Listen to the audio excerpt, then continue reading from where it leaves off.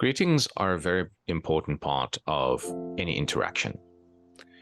You need to establish a positive first impression when you meet with someone. So greetings are often the first interaction in a conversation. You see someone, say hello, hi, or however it is that you greet them. By learning the appropriate greetings, students can make a positive first impression, which is crucial in both personal and professional contexts. Building rapport.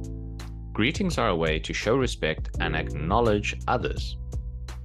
When you use appropriate greetings, it helps build rapport with those that you interact with, creating a more positive and friendly atmosphere.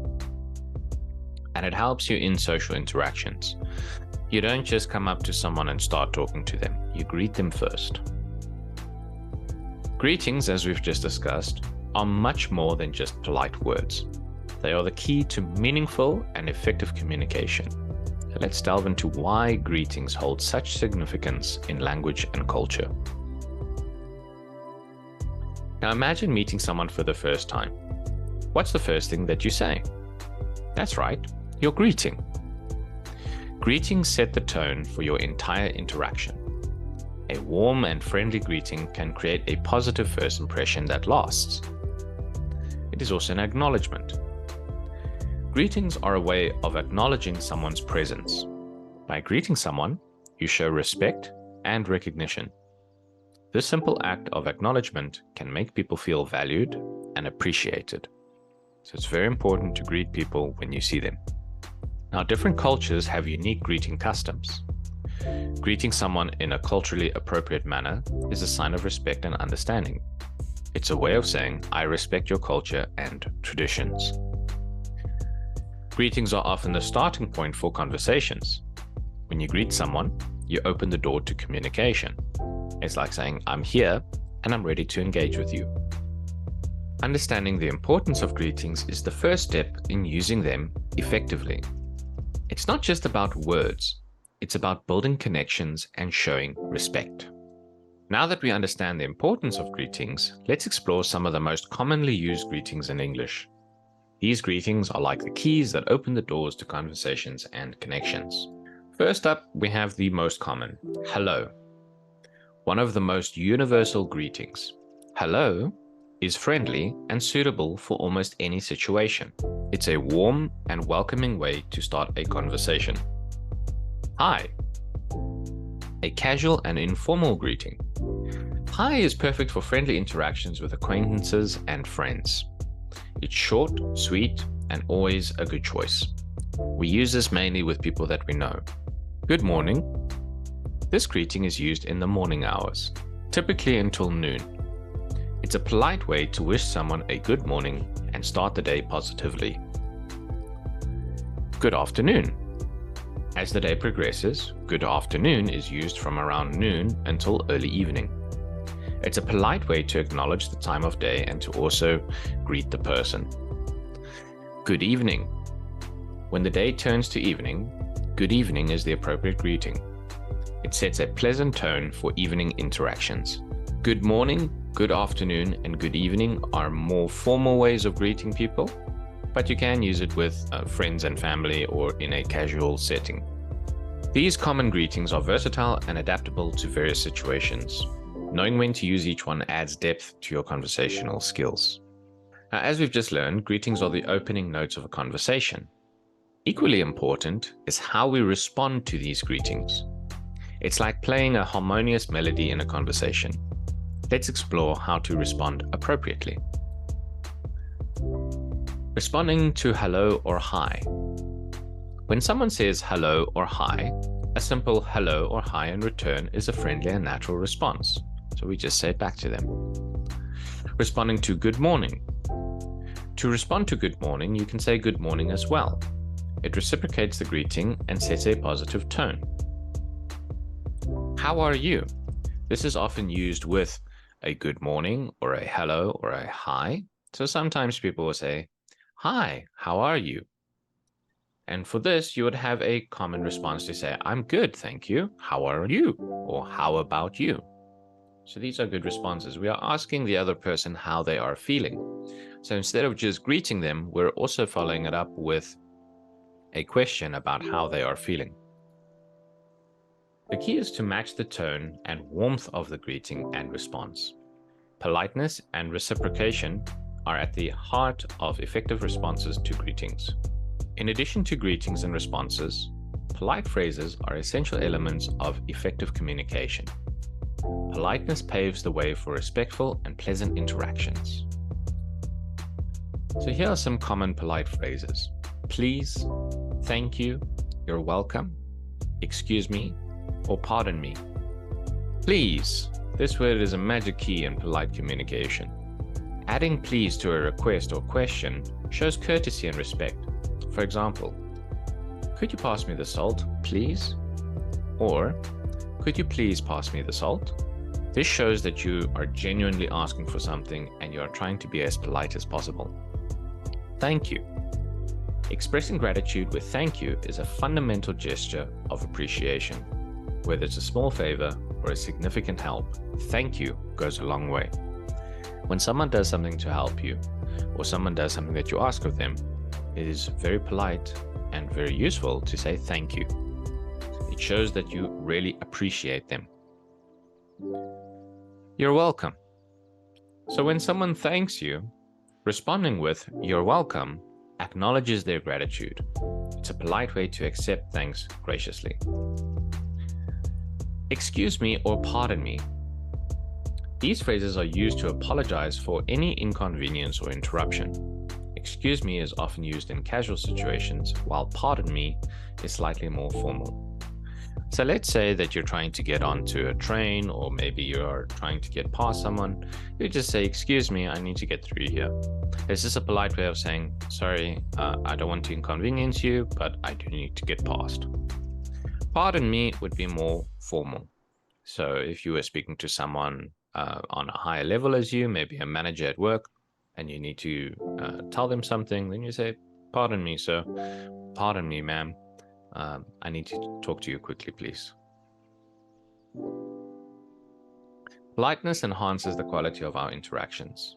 Using these polite phrases ensures that we communicate with respect and consideration. It is very important when you are speaking, especially in a business setting, to use polite phrases and to try and come across as politely as possible. Introducing yourself is a fundamental skill that opens the doors to new connections and opportunities. Whether you're meeting someone for the first time or joining a group, knowing how to introduce yourself is essential. The key elements of a self-introduction. Number one, you give your name. You start with your name. For example, my name is Nathan.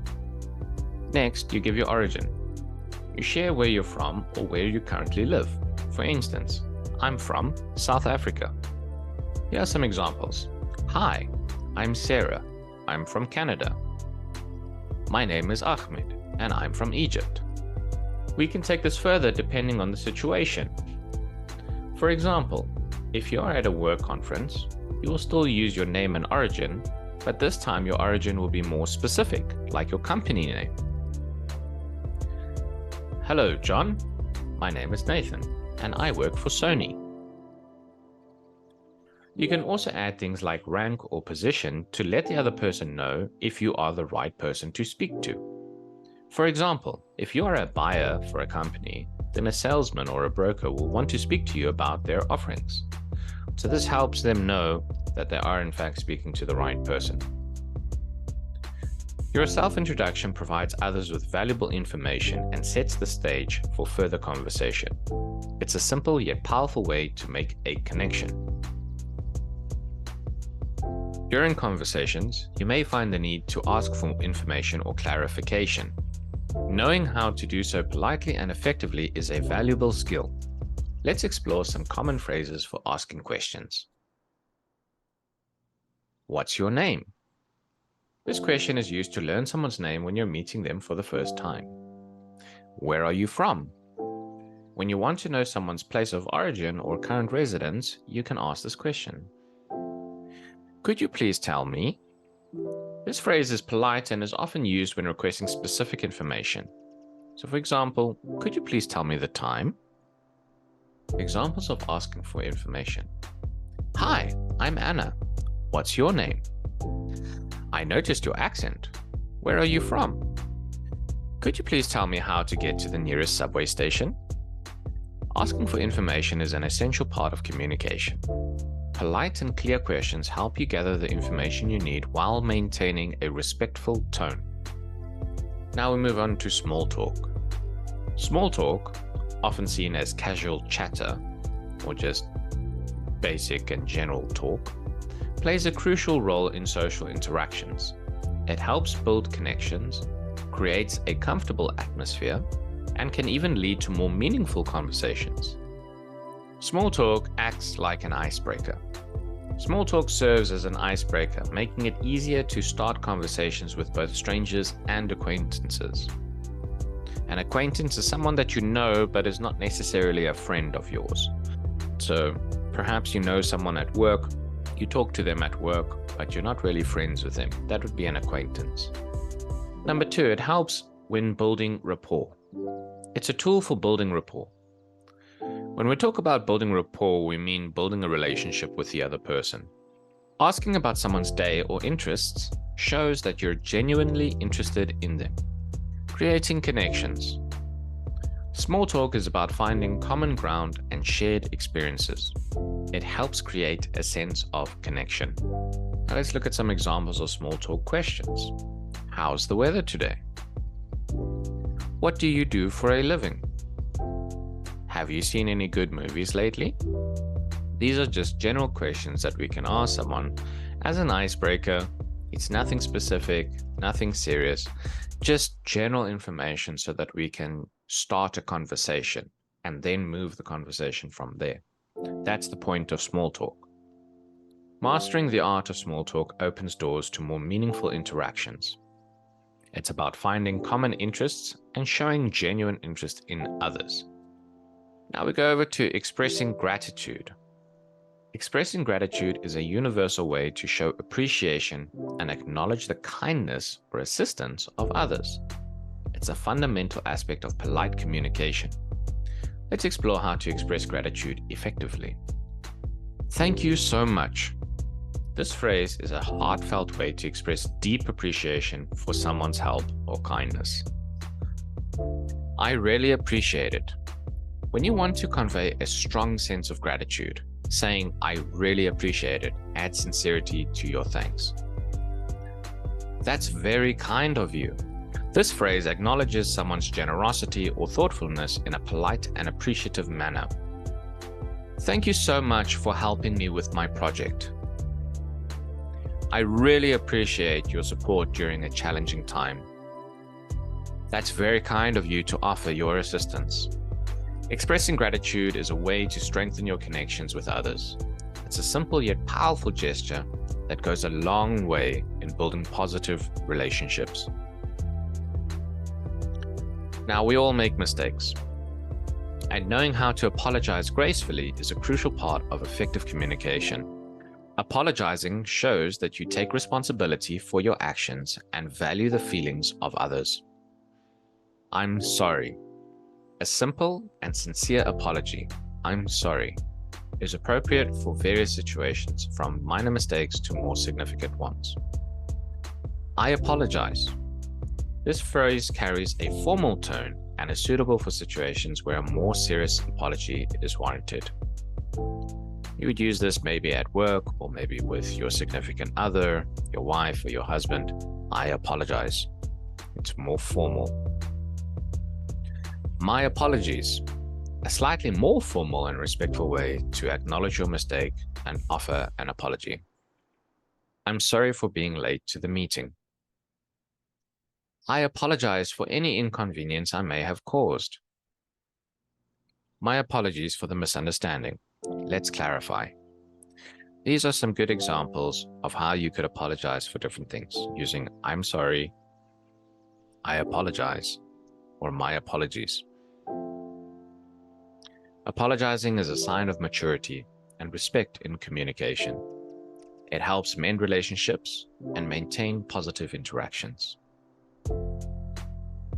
Now, as we come to the end of our discussion on conversational phrases, let's not forget about the importance of saying goodbye.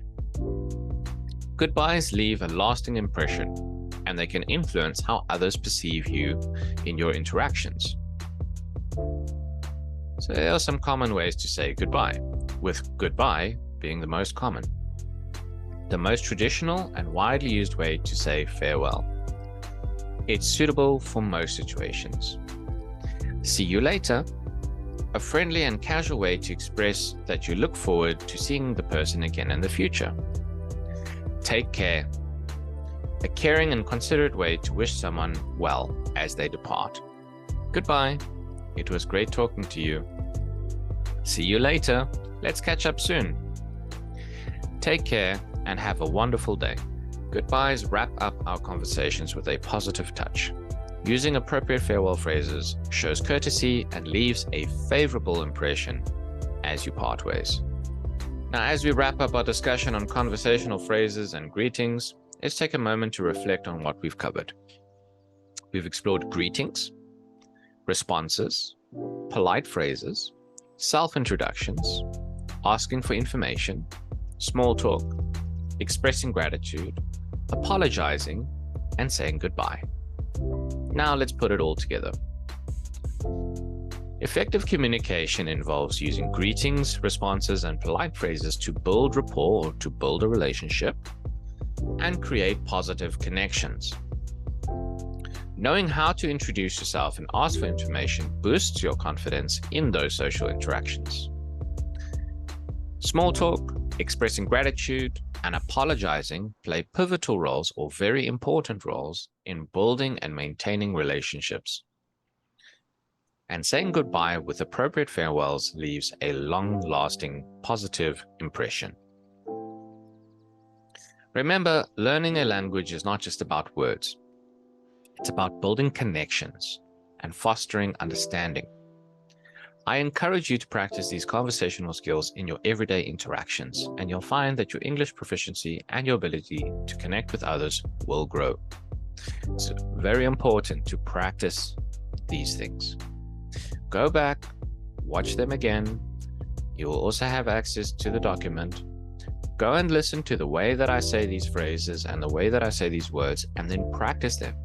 Practice them with your significant other, with your wife, with your husband, with your kids, with your friends, whoever.